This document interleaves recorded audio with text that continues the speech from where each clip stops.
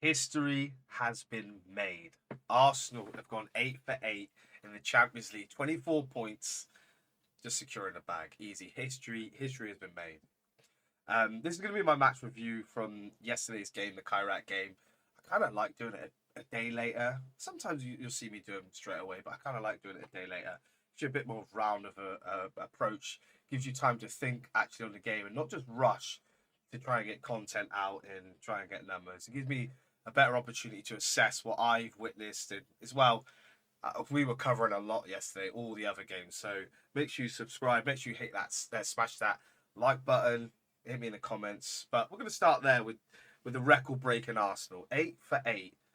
I mean, everyone's been on about how weak the league is, how weak the Champions League is. We know it's an Arsenal agenda. We know this, but for me, it shows how strong the Premier League is, and it's apparent. Look how many points spread that just above the relegation zone to 10th, even to 4th place.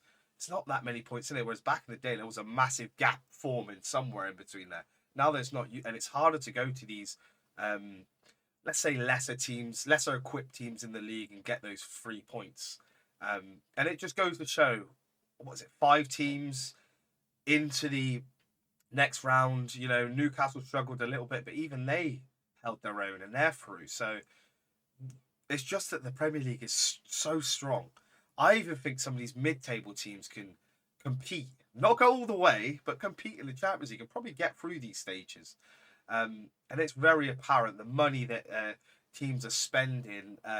Crystal Palace, I think any of these teams, it's just showing that there is so much money in this league, and it's how it should be because it's always been this way. I think before you had your Barcelona's, your Real Madrid's, where players, don't get me wrong, they want to join those teams, but also they've got a little side eye on Premier League teams, I feel. And I think we're attracting a lot of talent, even to these, mid-table to kind of Europa League English teams. I think players are looking at those options now. They want to compete. They want to be able to have that on on their CV now. I competed in the Premier League, whatever stage it would have been at. But yeah, I mean, it's incredible. A lot's been made of Arsenal and their mentality in the last couple of weeks, but we've just sailed over the line in the Champions League, which is brilliant. 24 out of 24, most goals scored. I mean, we've had this narrative, they're trying to push anything. Oh, no goals are scored by Saka or GYOKERES or this one or that one in open play in this song, or non-penalty goals. It's like, look, we're competing on all 4 fronts. Relax the ball. We've got players doing it in every tournament, and for me, it's not a worry. If the goals are coming, as long as there's a goal or 2 scored every game and it wins us the game, I couldn't care less who's scoring it. But it's the new narrative. We're keeping a tally, though. We're going to go through them at the end of the season because it's brilliant. Some of the things that are coming out.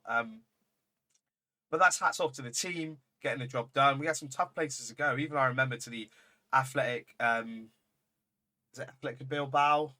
Yeah. And they were really rigid to break down. I hated that game so much, but we got the job done 2-0 and it made it look easy. We've demolished some sides, and yes, it's only 3-2 against Kairat. A lot of changes in the Arsenal side, but it's positive. I mean, getting the job done. What else can you ask for? A lot of Arsenal fans are saying, we could lose this game and it's fine. It's not a massive deal. So who knows? Who knows? I don't think that's on. So yeah, I mean, it is what it is, really. People can say a lot, but let's be honest, we're competing on all 4 fronts. We're not just in one competition like Man United. They quickly forget they're in one competition, the league, and that's it. And are they going to win it? No. They're trying to get back to that. And let's see what they're like, especially them, next season, if they do get back into all 4 competitions. It's harder than it looks now. I mean, for English teams, maybe not so much. But just a little touch on pointing that.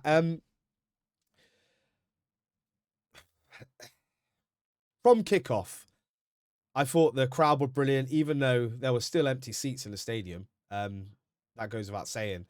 But it was a nothing game. It was a dead rubber game. Win, lose, draw. No Arsenal fan was really bothered. We just wanted to see some of these fringe players come in and kind of do a job. Did they or not? We'll get into that. But you know, we had that huddle at the start, and it was kind of, we have it every game, but it was kind of like, look, we need to push on now and just keep.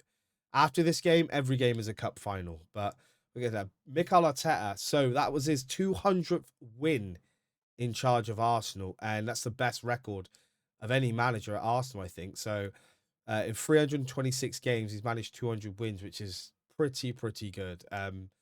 Considering where we've been over the last sort of 20 years, to, say 15 years or so. But we need to start getting it over the line. We all know this. We don't need to keep saying it. But from the game standpoint, from the get-go, Havertz, this guy, where's he been? I mean, wow, he has been out, excuse me, for 357 days. A full calendar year he's been out for, which is madness. It is madness. I, it's good to see. We've kept him back a little bit. I think he's been fit for the last 3 games, and you could tell it made him turn into like a bit of a ball. He was on it from the get go, and that ball into Gyökeres is exactly what Gyökeres is asking for. Just stick it on the floor. Yes, he bumbles his touch a little bit, but he gets through and he pops it in. Not the best finish. Better goal, he might have saved it, but he does enough. It doesn't matter. He puts it in the back of the net, which is what he needs. But I was really impressed by that sort of partnership. Maybe you've been watching a lot of this. Maybe you can see what he needs as a striker. Maybe that's Kai's best position, kind of just sitting behind that striker. I know he plays sort of attacking midfield, and maybe it's similar, but maybe this is an option, because that first 45 minutes from him was really sharp. Yes, it's only Kairat. It was a 3-2 win against Kairat, but he looked sharp. He looked really sharp, and hats off to him for coming back. And let's not forget, there were some Arsenal fans that were slating this guy when he came in, you know. And this is what happens. We're not. It's apparent now. We're not fit to play with an out and out goal scorer like that, unless they've got great feet and they can work their magic out of trouble. But the type of striker that Gyökeres is, we need to cater towards him a little bit, as well as he adapt to the team a little bit more. And I think he did. Him and Havertz that first 45 minutes, but we got to Gyökeres now, and it was the most lively I've ever seen him. He looked really hungry for it. He could sense Kai right there.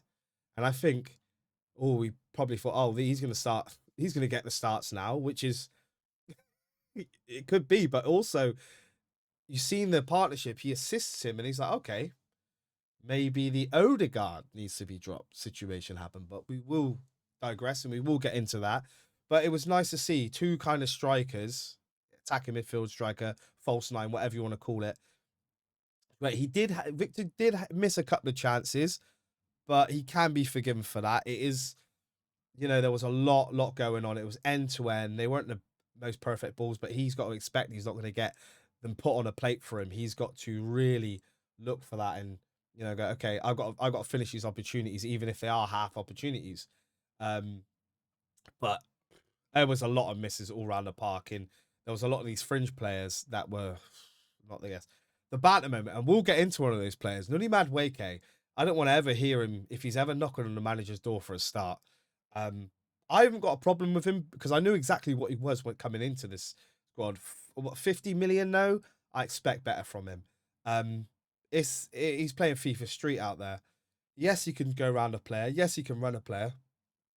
But what is your end product? Either you win a corner, which is probably the basic thing you can do, beat the man, win a corner, or get the ball in the box. His head, it's a little bit like Martinelli. Martinelli's gone the other way. He gets his head up too much now, and he's just running from side to side almost. And he kicks it against his shins, whereas Madueke's a bit raw, which I don't mind because it's a little bit like not on that level, so relax. But the Man City Doku, he's injured at the moment now, calf injury again. But it's a little bit like Doku, where it's he's unpredictable, but you've seen this season, Doku's had a bit of end product where he's getting a lot of assists, you know. Whereas Madueke, I think he's got 1 assist, a couple of goals in the Champions League. And all I've seen him doing was spinning around in circles. And when he had the chance, he gets past a couple of players and he's got his head down. And one of the shots in the second half, it was closer to our goal, I swear to God.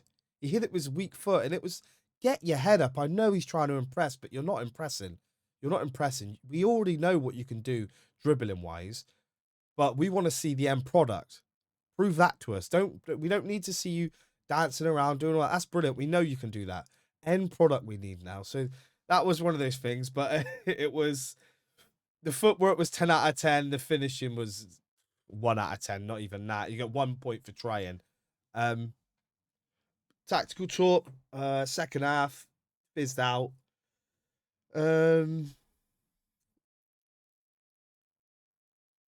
But things did change second half. Havertz come off. And yeah, Havertz come off, which was probably to protect him a little bit. You don't need to play this type of game. We know what you're about. We know you're good. He probably wanted to get a bit more game time, but it was fine. He's probably saving him for the weekend. I hope so. Or an option off the bench. But I feel like, I don't think it was the manager's instructions to the second half fizzling out. I think it was the intensity. And I think Martin Odegaard, he came on halftime and the game completely changed. It was a bore fest. It was awful. And I know I've been getting onto Odegaard a little bit, but this is what you need to do when you're at the top, when you're the captain, when you're highest paid player, not him. I like the same, Jesus, I get onto all of them. And we have to keep that same energy. He's the club captain, and I see no fight really yesterday. He was trying, I give him that. But if that's your trying against Kairat and you can't do a lot, I'm not interested anymore. I've already called out the captaincy. It needs to be Declan Rice. It needs to be Gabriel. But for me, Deckers. And it needs to happen sharpish, because that momentum, second half, completely ground to a halt. And you can blame other players. I even think Eze did quite well yesterday. He was okay. He wasn't ticking over. He was trying things. But it wasn't as cold as Odegaard. Odegaard was non-existent, and I don't like to see it. I want to see him do better. I've heard people calling out the fact that he's a vegan now, and ever since he's been a vegan, he's lost that. I don't think that's the case. I think it's the pressure's getting to him. To be right at the top, the tippity top, you've got to have a different mentality, and I don't think he quite has that. When we're winning, when things are going good, it's all gravy. He's had a couple of injuries this season. He's been knocked around a little bit this season. Maybe it's either a time to get in the gym for a little bit and bolster up. I don't know, but this season has been so off, full of injuries for him, and even when he has played, he's been below par. It's been really poor, and yeah, it really did fizzle out because of that. Is he rusty? I don't think so, because he's had a lot of games. But for me, it wasn't good. It wasn't good. And next thing, we'll get on to some player ratings, because there has been, I've seen some ratings online and stuff, and I couldn't believe Viktor Gyökeres has got a lower rating than NONI MADUEKE. On SofaScore, we can't take this, because it's SofaScore. Maybe I need to look at more. But SofaScore gave NONI MADUEKE a 7.5 and Gyökeres a 6.6. I'm not saying Gyökeres was a 9 or anything like that, but are we watching the same game? Do they get extra points for spinning round defenders or something? Gyökeres got a goal and an assist, whether you like it or not. He got a goal and an assist, but his score is 6.6. NONI MADUEKE produced nothing, and yet he got a 7.5. Make it make sense a little bit. Seem like I'm getting on. I'm not getting on the back of them. This is your opportunity as fringe players to really give the manager a headache, and you're not giving them a headache, mate. You're not, really not. And for me, NONI MADUEKE didn't do any justice for himself yesterday. He missed a penalty a couple of weeks ago against Portsmouth, and he's still smiling about it afterwards. This one, again, he's spinning around, doing all the nice things, but the end product's not there. For me, He has done nothing to fight his corner about starting for Arsenal. And I think he knows that. I think he knows that deep down. That's why he's having a little DOS fest, I think. Maybe he turns it on second half of the season and he proves me wrong. A lot of the times when I've called this stuff out online, players seem to do it. I did it with Martinelli at the start of the season. Was asking for him to be sold. And then all of a sudden he was scoring key goals against Man United, Champions League, all of that business. So hopefully the same happens with Noni Madueke. But yeah, he was pretty poor. Viktor Gyökeres, I thought he was lively. He had more opportunities. But I think him getting those opportunities, getting a feel for the game, hopefully when he's in that position again, he puts it in the back of the net. Martinelli did well. He put in a couple of crosses. He scored a goal. Obviously, the little touch in from Gyökeres. That's how he got his assist. And he was shooting. He was shooting a lot. So the manager's instructions wasn't, even in the second half, it wasn't to slow down. So this is why I think it was an Odegaard thing. Eze, I thought did pretty well. I give him a. We'll go through this. We'll go for our scores in a minute. So Eze, we'll just go through what we thought of the players. Eze, I think he did a decent job. He was knocking around the ball a little bit. The one that really impressed me was Norgard. Norgard, I mean, why haven't we played him more? I know you've got Moreno in front of him. He's trusted. You've got other players, and he's happy to be here, and he wants to be at the club, and he's accepted his position. I'd like to see him a bit more because he has got great control over a game. He's got the game in front of him. And yesterday, I know it's only Kairat. I know we're not gonna keep caveating that. I've already said it 3 times, but his sort of even his little deft touches and his little balls through look really, really good. And you know, rotational player. He's done a lot of justifying his spot in the squad and pushing for a start maybe. Yeah, he really impressed me yesterday. And obviously, we move on to Kai Havertz, goal assist. He had a brilliant 45 minutes. Not much more you can say about that. He just looked really lively, really hungry to be back in the squad. I think this could be wrong, but I know that him and Martin Odegaard are very good friends. And maybe that's a thing, whether they know it's either... This is just a weird theory. Maybe Odegaard not popping Viktor Gyökeres through. This is just a weird theory. I don't fully believe this at all. But maybe it's a thing of, oh, if I start putting Gyökeres in, Kai Havertz is going to be sold or something, and he's not going to get any starts. And then you kind of seen it in the goal. He was playing behind Viktor Gyökeres in that Odegaard position, and he put him through within a minute and a half, and they score. And even when Kai Havertz scored, he was celebrating, but he was, you know, not over celebrating. It wasn't a massive game, but it was kind of like, oh, you know, Odegaard might get dropped for me, yeah. And I know they're good friends, but hopefully it's nothing to do with that. They're professionals. They get on with it. It makes it so there's less pressure on Odegaard anyway, so he should see it like that. But yeah, Kai Havertz, brilliant game. Ben White, great game. Solid. Nothing really going on. An assist as well. Standard. Ben White. And it shows his control in a game. Yes, he might not have the full dossier of timber, of moves on the ball, everything like that. Great feet, great sort of body in front of the ball, in between him and the defender, and all of that business. But Ben White's got that brilliant, consistent sort of delivery into the box, putting it, and he's already got a couple of assists already and a goal since he's been back. It might be wrong, but again, he was captain again. That's a leader role. Mascara, clean, tidy, that typical sort of Rolls Royce. He fits that mold well, just like Saliba, like sort of, you know, comfortable defending, easy. Whereas, you know, this is why I say Mascara's like Saliba and Cape's like Gabriel. Whereas Gabriel, for his early parts on Arsenal, he had a bozo moment, and you can kind of see that with Hincapié. Hopefully, like Gabriel, he sort of grows out of that, but you can kind of see it. Mascara is definitely the next one in there. He looks clean as a defender. Fell over it once and hurt his back, but he should be all right. Ricardo Calafiori, that penalty, I mean, maybe a bit of rust. He doesn't even need to hold the defender. The goalie was already out. Kepa was already out collecting. That there was pretty poor, and he got a yellow card. He had to come off second half, start of the second half. So for him, bit of a rusty moment. That was, you know, it is what it is. In a key game, that could cost us, just like the Zubimendi mistake. So you got to be careful. But he hasn't played centre back in a little while, so he's played a lot of left back.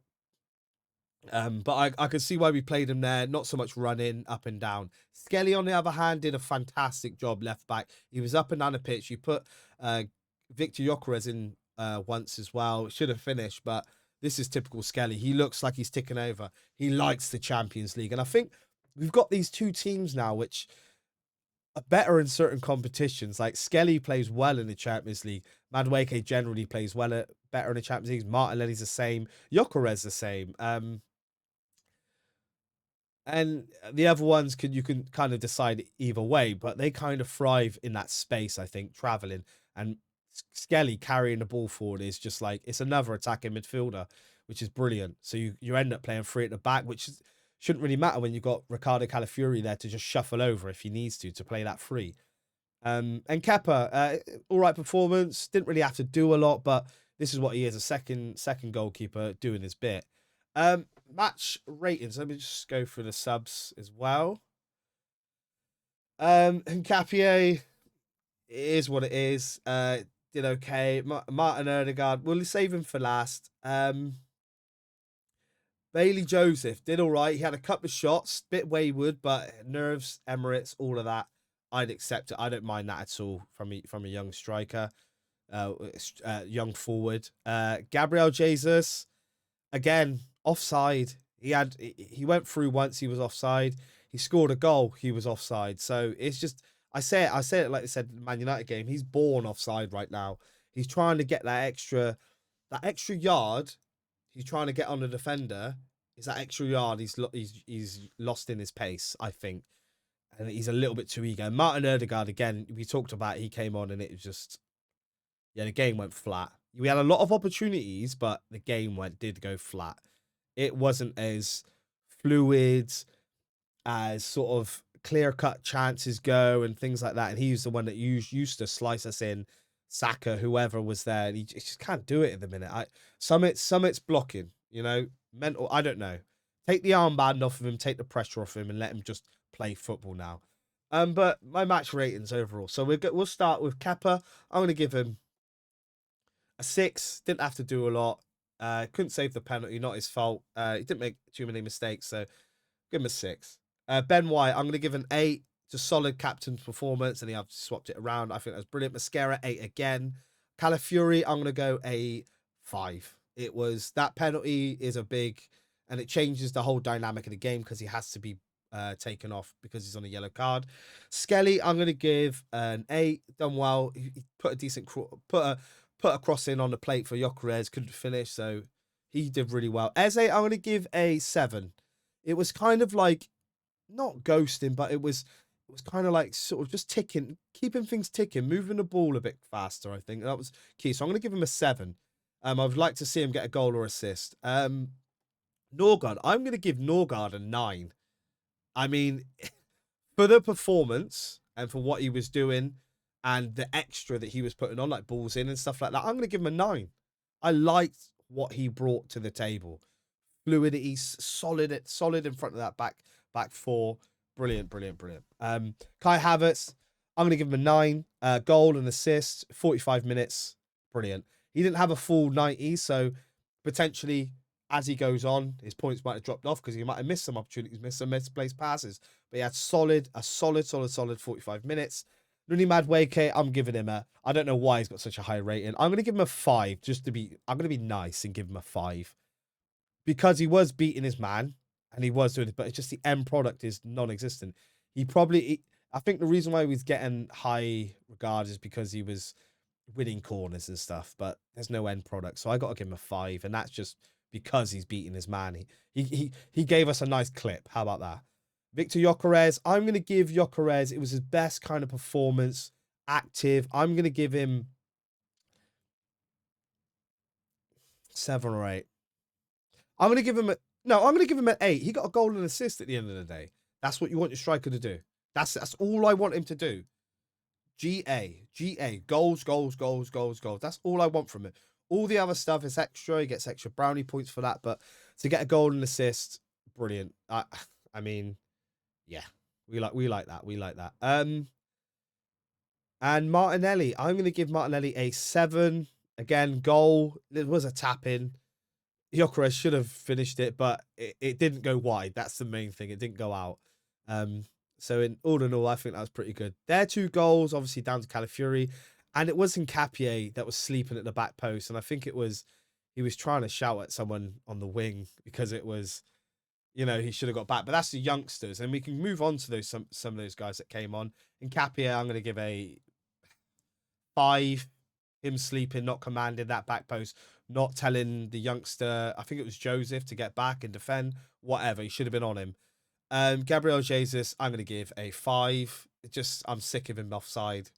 You can't come on at the 77th minute and be offside twice. He'll prove me wrong, though. He'll score a hat-trick one of these games and he'll have a blinder and then he'll shut up again. Bailey Joseph, I'm going to give him a 6. Just done what he did. Just come on and I shouldn't really actually give him a score. For me, they're coming on to just take in that atmosphere, get used to this on the bigger stage. So I'm not going to give him any score, actually. He gets a free pass for now. The next couple of games, he gets a free pass. I don't like to judge the youngsters too much in that regard, or players that are just their first sort of couple of games. And Martin Odegaard, I'm going to give him a 5. He did not command that second half. He didn't act like a captain. He didn't raise the levels. He actually lowered the levels. So it's 4. I'm going to give him a 5. 5. Because we still did get the win. He still did captain us to a win, but everything else, his overall gameplay was rubbish. And I think that's everybody. That is everybody. Overall, question for you guys. So what do you think happened in that second half? Was it Odegaard? Was it the manager's decision to kind of take the foot off the gas?